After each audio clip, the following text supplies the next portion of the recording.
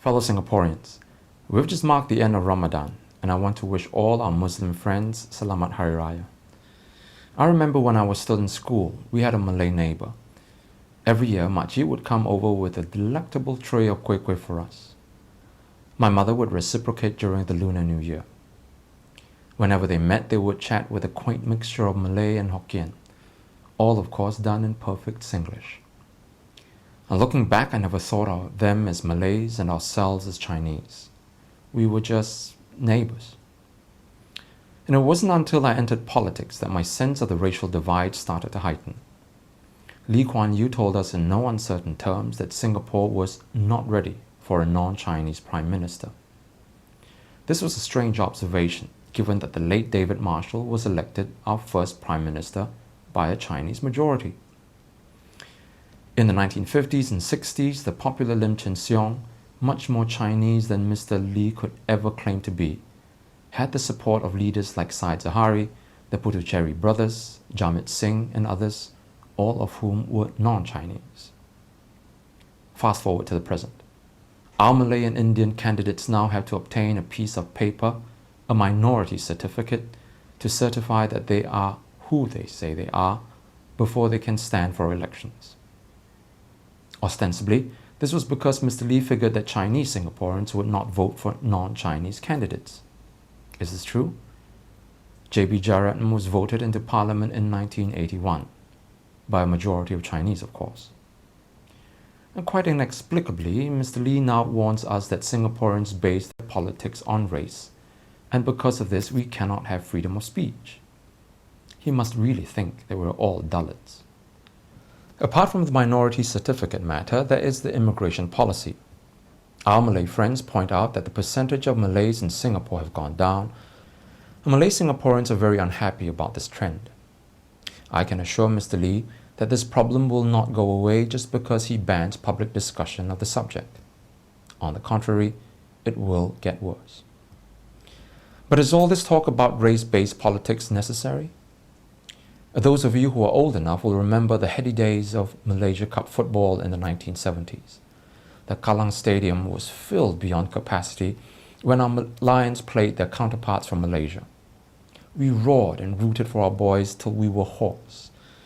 They didn't call it the Kallang Roar for nothing. There was Dollah Qasim, who mesmerized us all with his dribbling. We called him the Gaelic King.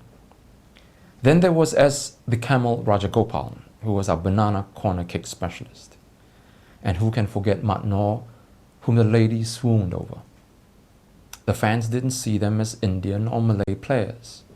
They certainly didn't see the need for minority certificates to qualify them as players. All we saw was Singaporean players playing their hearts out for our country. And when we lifted the cup one year, we were delirious, all of us bursting with pride. Compare this to the recent table tennis victory where we were crowned world champions. We had beaten China. Imagine that. World champions.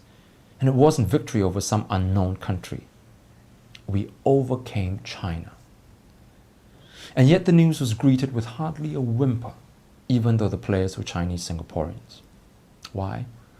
Because the girls were all established players, born, bred and trained in China before they came to Singapore to take up residence. What pride do Singaporeans take from that? And the point I'm making is that regardless of whether we are Chinese or Malays or Indians, Singaporeans share a common heritage. We grew up together, familiar with the sights and sounds and smells of this little island of ours. These are what make us Singaporean. Now, I relate to my Malay and Indian friends more than I can with Chinese from the PRC, even though they may look like me and speak the same language. The concerns that our Malay brethren have over the racial mix in this country is a real one. But it is not a Malay problem or a Chinese or an Indian problem.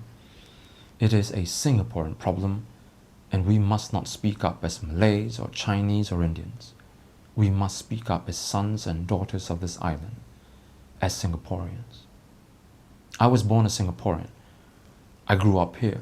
This is my home. I know of no other. I am sure my fellow Malay and Indian and Eurasian citizens feel exactly the same way. If the position was reversed, I am certain that they would speak up for me too.